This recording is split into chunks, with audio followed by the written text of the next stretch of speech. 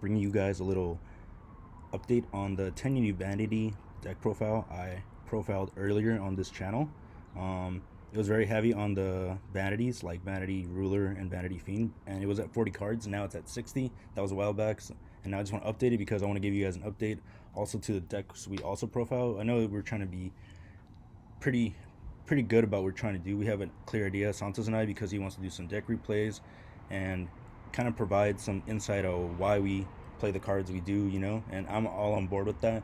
And then on top of that, we just want to give you guys some information on this side of Yu-Gi-Oh! If you're into it also, along with some other stuff we're trying to do on this channel.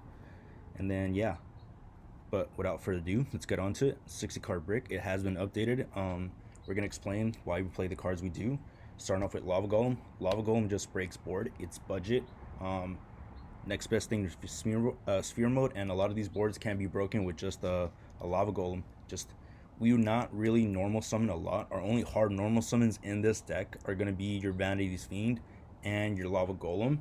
So yeah, and on top of that, we have ways of getting rid of the Lava Golem, as we'll get into. One Mermer should be an honorary Tenyi. Some people play them at 2. For this profile, we play them at 1. It's at 60 primarily. This variant of Tenyi at least. Tenyis are very budget, guys, and then so many different ways to make them, guys. Like so many different ways, I tell you. And then let's get into Mermer's effect.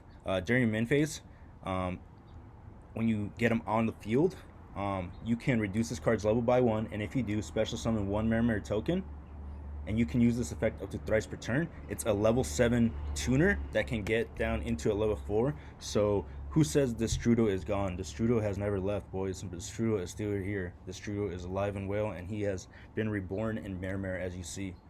Next, we're going to get into Ashuna. Ashuna is the MVP of all the Tenyis. Close second to, for me personally, is Satana, and then 3, 4, and then 5. We're going to get into it. MVP is Ashuna. Ashuna, okay, all Tenyis once again share the effect. If you control no effect monsters, you can special summon them from the hand, and then all their effects are able to be activated from the hand or graveyard if you control a non-effect. So that's what they all do. Keep that in mind. So Ashuna's effect is, if you can activate his effect if you control a face-up non-effect to banish him from your hand or graveyard, special summon a Tenyi except for him onto the field. Once you do that, you are locked into worm type monsters. Be aware, because it does lock you into from going into the generic links that we have, like Link Karibo, Link Spider, Landform Ninkus.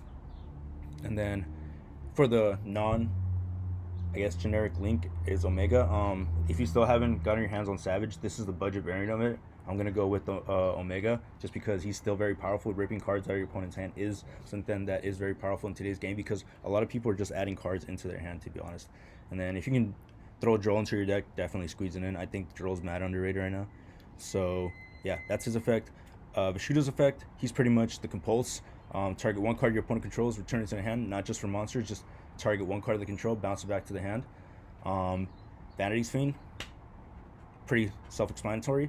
A lot of decks cannot out this, so if you can establish this along with, just your big beater Tenyis like Big Chungus, and then your Blue Eyes along with your Berserker, if you have that board presence, this right here is just game, just GG, bro. Go into game 2. Nahada's probably the least best one. He reduces the attack of your opponent's monster when it battles a non-effect monster by 1,500. So a little bit of damage phase, battle phase action going on that helps you in protecting some of your monsters right here, like Big Chungus and some of the monks if need be. And then Mapura is pretty much targeted protection for all your non-effects. Doesn't matter if it's a monster or anything, it just protects you from Crackdown, protects you from any type of monster effects that target. So yeah, very underrated. This could go to 2 to 3 depending on the matchup. And then we have 3 Shatana. Shatana is the monster reborn of the deck for all your non-effect monsters, because if your opponent does manage to beat over one of your non-effect monsters, this says, hey, banish me from the hand or graveyard to special summon one of those destroyed monsters, then you can destroy one monster your opponent controls. So helpful in removing the board. And Tenyis are just so vicious, guys. Like, I mean, honestly, if you're not ready, just get punched in the mouth. And then I haven't ran into a Dweller yet online in a while, so a lot of these graveyard effects are very important to have As you see, I don't have Dweller myself because it kills me. But on top of that, I don't really go into ranked 4s, but I probably will sooner rather than later. Side deck options are optional. I only go 1-game matches. I'm not trying to play 3 matches in a row. If I get body, I get body. That's fine. I'm just trying to get replays in more than anything, and then show you guys some good wins and some good losses, you know. And then for the monster hand traps, we got 3 Ash, 3 Valor. I choose Valor because not hard once per turn, if you guys don't know, and just very essential this format.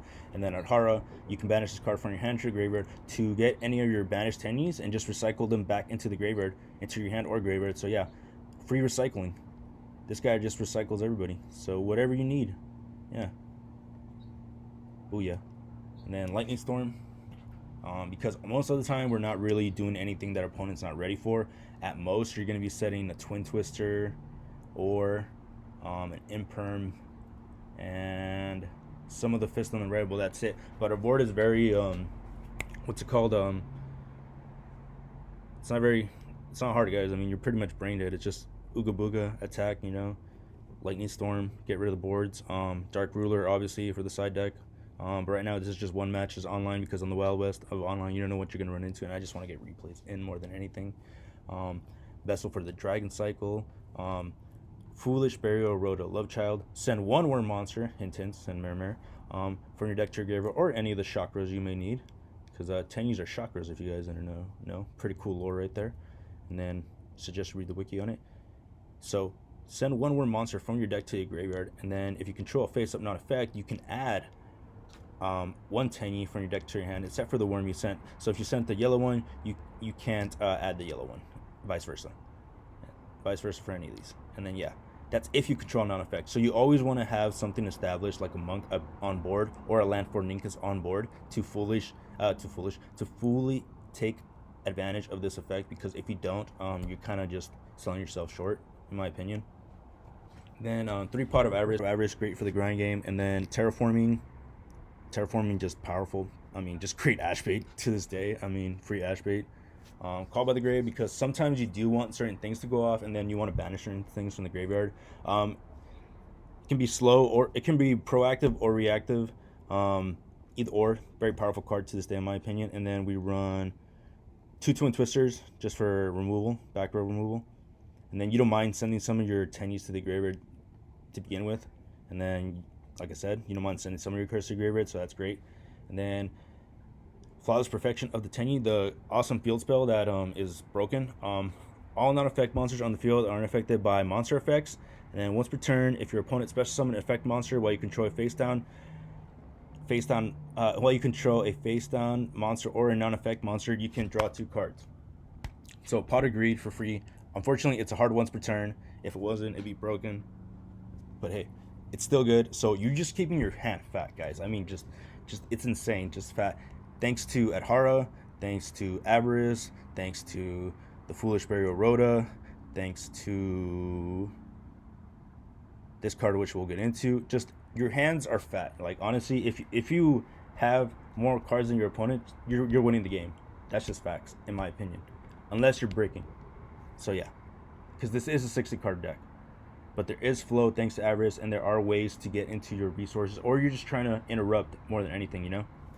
And then Imperm, because Imperm, and then Evenly Matched, just a format staple. Waterfall the Dragon Souls.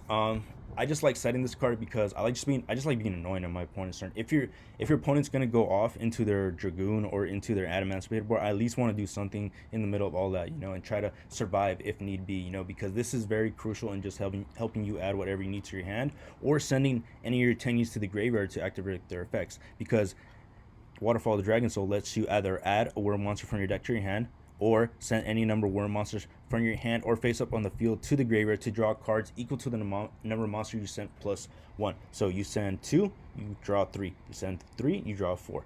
Yeah, etc. So even if you do brick, or you're needing something at the moment, this helps you just draw into your deck, which to me cannot be understated. Just you being able to recycle cards into the graveyard that are beneficial into your deck, and then on top of that, you're able to dig deeper into your deck. That is just insane. So very, very good for what it is. And then I hope worms just get more support.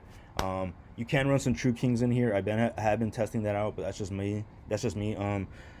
my spice, what I've been home brewing at home. Metaverse cannot be ashed, or you can just bait down an ash if need be. Like I said, proactive or reactive, just a great card. Take one spiel from your deck, either activate it or add it. Enough said. Scale drain, because this deck just drives, this deck and this whole archetype just thrives in a simplified game state, because you can just be holding on to this. Let's say they out the vanities. Oh dang, okay, set this. You have your board of whatever. Okay, dang, summon, chain, skill drain, pay 1,000. Dang, that's just GG, bro. If they're not running any outs, that's game. You can run mine as an out too. That's for the side deck. I have been running mine in here in some cases just to be really toxic and annoying. But yeah, that's just me. And then we'd run 3 Fist of the Unrivaled Tenyi. Omni negate Solemn Judgment for anything. Just Omni does not destroy it, just negates the effect.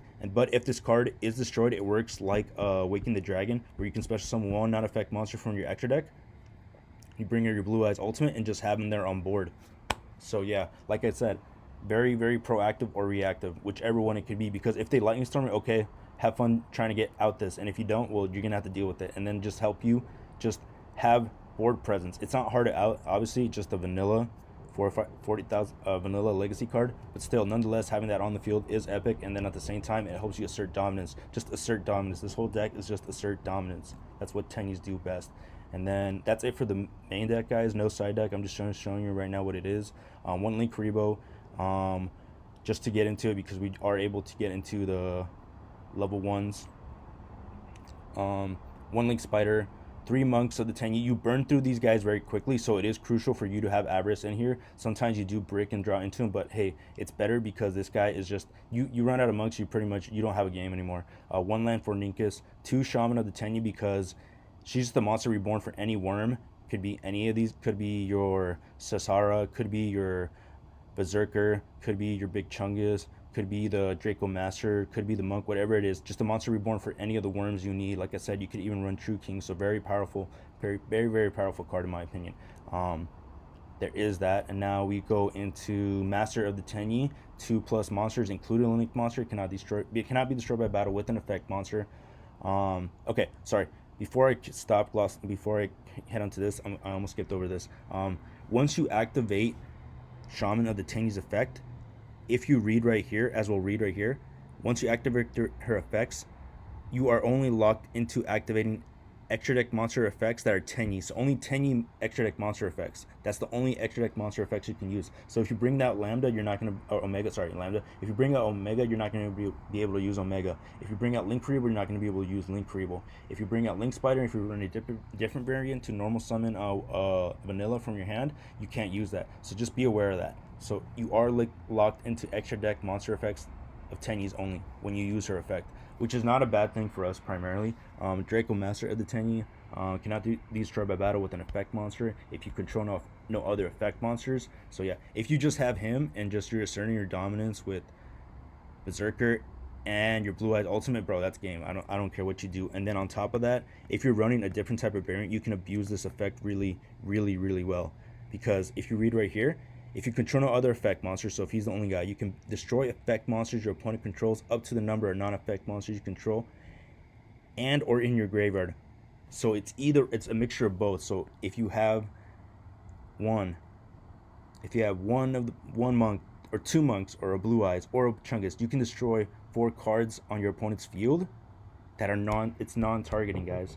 Non-targeting. It just says destroy. Doesn't say target, just says destroy. Very, very powerful card if you're able to get it and just board wipe the field. Big Chungus, just a 1-up, because you don't really want to go into them more than once, because you're not going to need to go into it more than once, at least the way I play it. Sasara probably can be bumped up to 2 in the grind game, but the fact that we run Avarice, we can just easily, get him back whenever we need. 1 Omega, just great for the grind game. And control. We can play control if we want. Like I said, guys, vanities is important. And then 2 Berserker, insane card, budget. When your opponent activates a monster effect, quick effect, you can banish it. It doesn't negate it, unfortunately, but you can just banish it. And then if this attacking card destroys an effect monster by battle and then sends it to the graveyard, this card gains attack equal to to destroy the monster's original attack, and then it can attack again. So if you do manage to beat over something big, he just attacks it and he gains it, and he just stays big.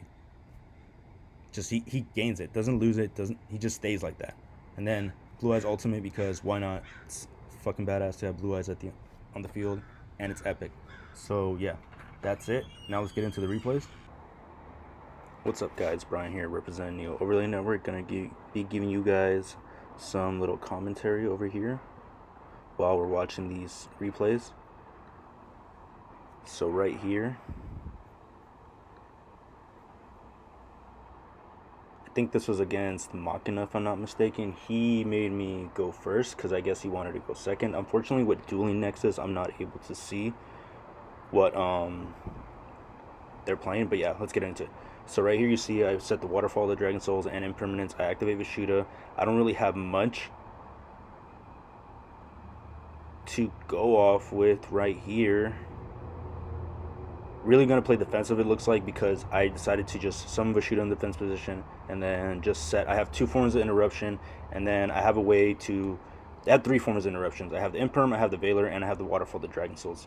So yeah, I have a way to help get resources into my hand. And this is the 60 card brick. As you can see, it's at 55. It still flows very well. So he took a minute, decided what he wanted to do. That's fine, I understand that. So right here, he summoned Machina Gear Frame. You always want a Veiler or Ash them or something on this guy. So yeah. So I decided to yes. I'll just go with the Veiler right now. It's fine. I'm gonna lose hand advantage anyways. So he does that. He has it called by grave, so he chains it. I'm like, okay, that's fine. Chain Dragon Souls because I want to at least get my search off in case he has an Ash. That was my thought process here. I was like, okay, it's his turn player prior. I don't know why he crowed the Veiler. That doesn't make sense, but okay. So then I was like, screw it. Now I can chain. Make sure my Waterfall the Dragon Soul goes off. His Gear Frame doesn't go off. Everything gets sent. I get a hand. So right there, play it on his turn. So as you see right there, we're able to interrupt our opponents and play on their turn. And then right here, he summoned the Bullet Train, but unfortunately it cannot attack the turn it's summoned, I think. Cannot declare attack unless you send 2 cards to your graveyard. Yep. So yeah, he had to do that. So he just had a body on board. And as you see right here, he's just getting ready to play on his turn. On my turn, excuse me. Which is like his main phase 3, I guess you could say. Which is totally fine. It's fine. I welcome these type of games. It's better than just Dragoon Turbo and then, you know, you're stuck looking at that. Okay, so now as you see, you're trying to prioritize getting through the Foolish Barrier Road at Love Child by having an effect monster. Not effect monster, excuse me. So as you see right here, he chains his Gear Frame. Right there. Destroys it to special summon it. And then Gear Frame Union has a really cool effect where he can attach himself to another Gear Frame. And then if that card is destroyed by battle card effect, he can just detach the Union part, which is him, and prevent it. So yeah, you want to get rid of him too. He's kind of a problem. Right there, you see me use Vishuda to bounce it. Now that I control a non-effect monster, so I use Vishuda to bounce his big beater because I wasn't going to be able to get over that. And then he doesn't have any cards in hand really to still use his effect. So right there, I activate the Foolish, send the Merrimere because it is important to send the Merrimere to the graveyard as soon as possible. Sucks with the Crow, but not everybody's playing Crow. He was, but he wasted it early, unfortunately for him. And then right there, we added the Shatana, I think? Ashuna. No, Shatana. Yeah, I think that's Shatana right there. We added the blue one because we already had Ashuna in hand, thanks to the Waterfall of the Dragon Souls. So we're able to play through interruptions and then not let it fluster us more than anything, you know, because it's fine. Your opponent wants to play Yu-Gi-Oh too, I understand that. So now we go into the Monk. We discard the Shuna because to me it's more important to really get his effect off by summoning a Shuna. I don't even think we use them in this replay, but right here you see me go into Merrimere, activate his effect, the Strudel-like effect, but better in my opinion, that only Worms can use to bring out the tokens. So yeah, and now you're left with a level 4 tuner, as you see right here in the replay, and with 3 tokens. So I think right here, I was thinking about going into Draco Masters just because I wanted to board wipe the field, but unfortunately tokens don't count in your graveyard, so I didn't really want to go for that route. I more so I think I went with Seshara. You see me here debating why. Yeah, I went with Seshara just because I wanted to use his effect. Now, I did misplay right here. I think I chose his weakest monster for a token because I thought I got his defense, but read your cards, guys. Read your cards. I thought I got his defense. You only get his attack. So if I had known, I would have just summoned his, chosen his gear frame right there to have that be my biggest token. And then as you see here, I do the misplay. I'm like, dang, I misplayed. I realized it as soon as I summoned him. I'm like, shit. So I'm like, okay, cool. No biggie. I'm still in the clear right now because I know what he has in hand. So there was no Nibiru. I'm able to pop off and just assert dominance, guys. Just really just assert dominance. You see how simple the game state is for me, and for him it's still simple, but he's losing the grind game, which is something Machina can do. They can grind. I mean, they have hand advantage. I will say that they do some cool stuff. And let's see right here what I decide to go for. I think I went with Chungus, yeah. Pardon me, guys. I got like other stuff going on too. Make sure my dog's okay. I apologize. And then, yeah, bring out the Chungus. Pretty much getting ready to go into battle phase. I was debating on whether or not to activate it, but I was like, no, you know what? I'd rather just not get luck. Still keep hand advantage. I don't want to lose hand advantage right now. Or keep it the same, actually. It's 1-1 right now.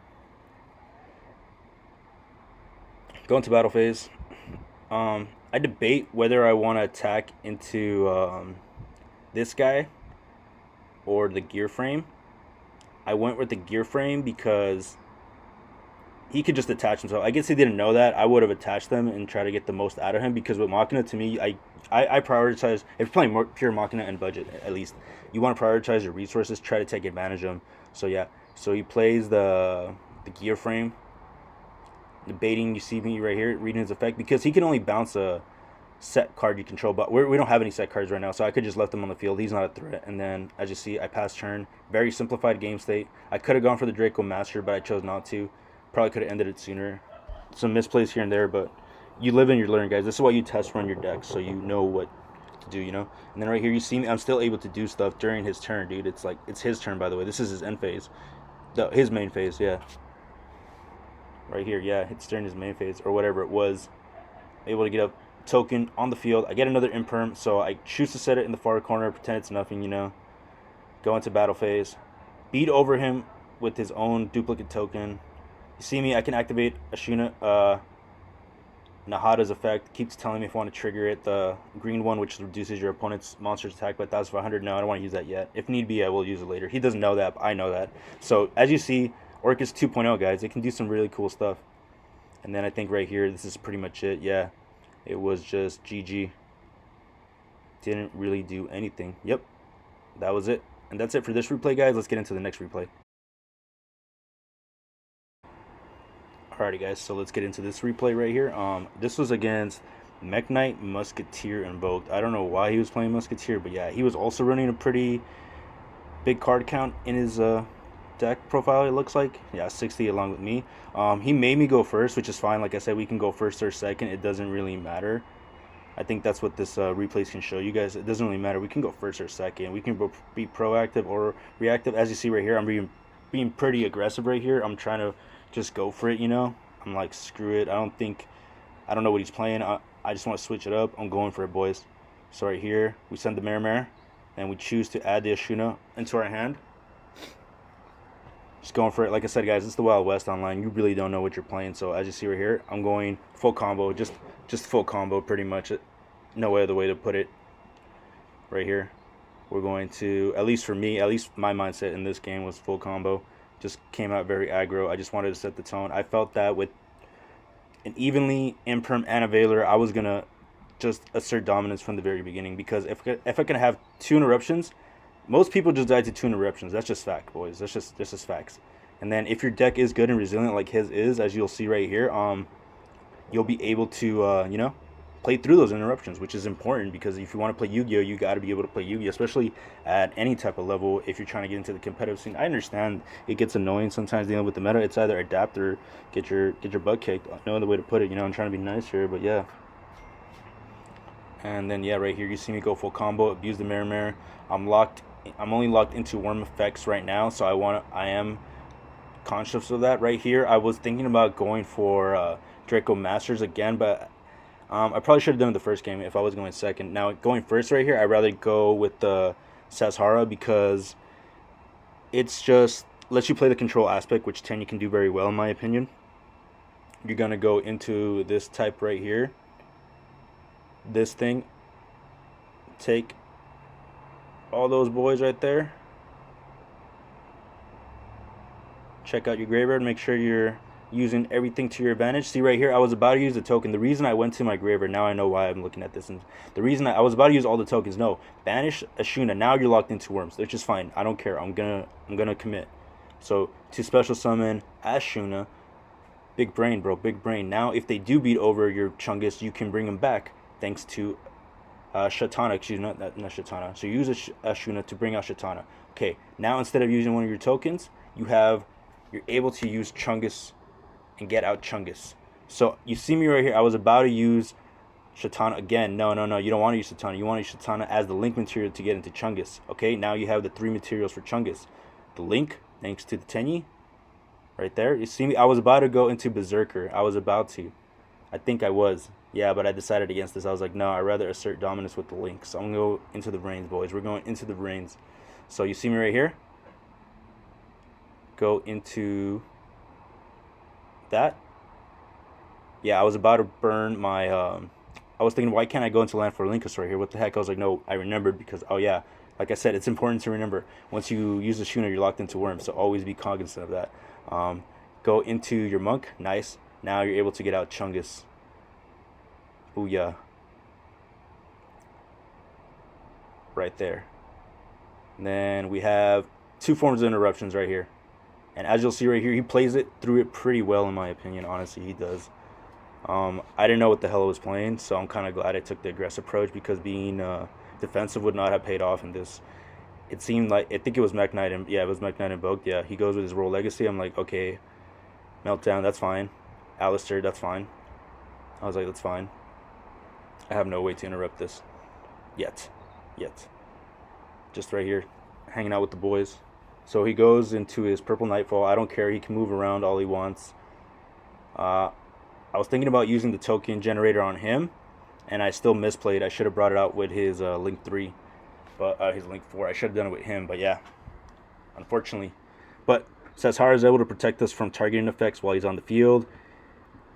Because while you control face-up non-effects, your opponent cannot target effect monsters for attacks. Also, you cannot target card effects. So you gotta beat over Chungus before anything, or they gotta beat over their token. So that's the thing too. You want to be able to get out the biggest token possible, so they have to get rid of their own monster. So they're using their own deck. You're using their own deck against themselves, which is very interesting that Tenyi can do, in my opinion. I love Tenyis, guys. I mean, shout out to Chainlink. That's the boy. That's the guy for all the Tenyi stuff. I'm thinking about sending this to him. Hopefully he listens to it, and if he sits through this 30-minute extravaganza, I hope he shouts me out. But yeah, freaking right there, he goes into his Musketeer, and I Baylor his Musketeer because I don't want him to get any more cards in hand. I don't have any cards in hand. Okay, so now he goes into his other Musketeer. I'm like, what do you do?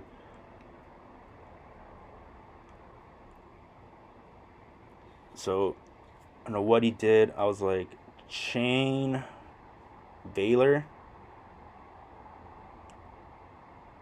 Yeah, activate. So yeah, he was gonna add a resource from deck to hand. I was like, no, dude, I'm not trying to have you go into that.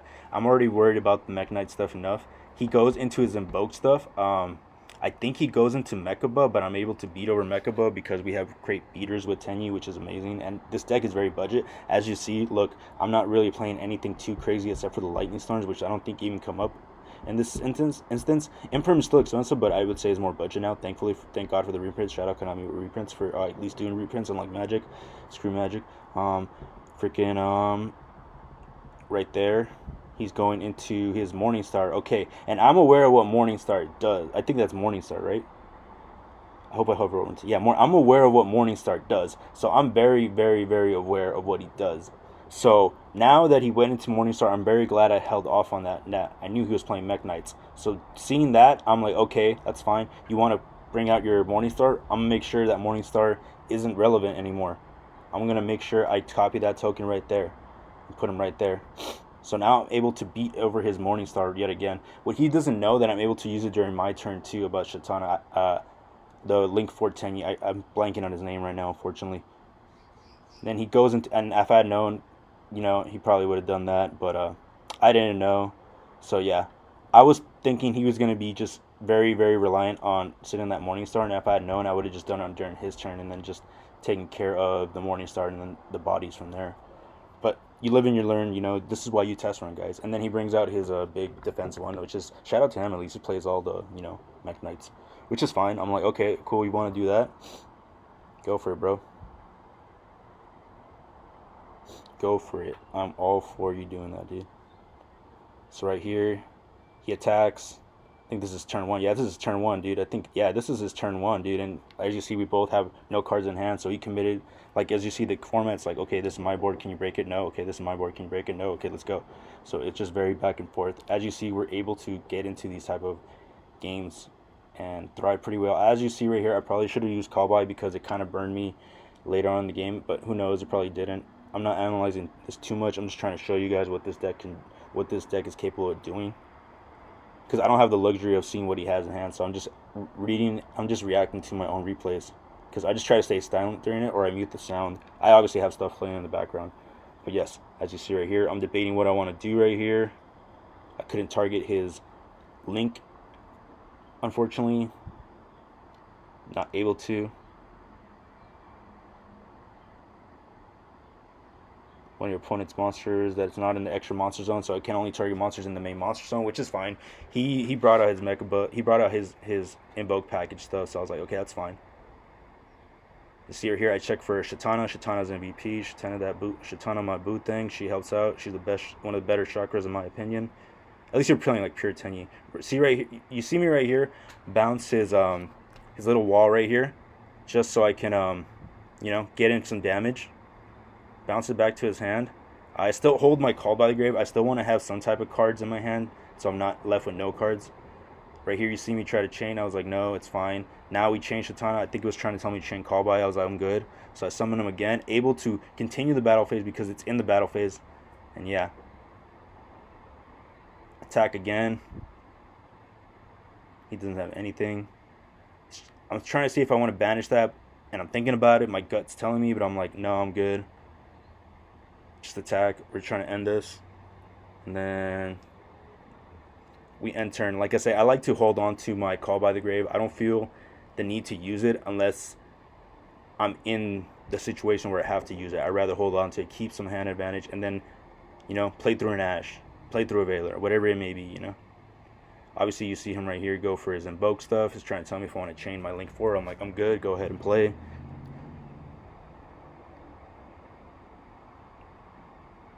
See me right here. He goes for Invocation once again, which is fine. I don't care. Go ahead. I think he goes for Mekk, if I'm not mistaken.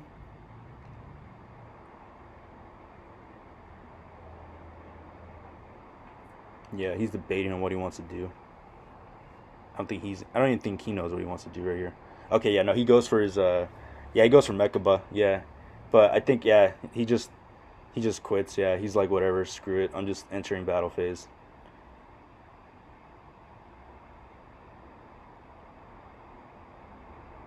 No, then he just surrenders. Yeah, he didn't want to wait. Yeah, that was it pretty much, guys. But yeah, showing you guys what Tenyi can do, very powerful. And yeah, hopefully you guys enjoy it. This is Brian with Neo Overlay Network, signing out, boys.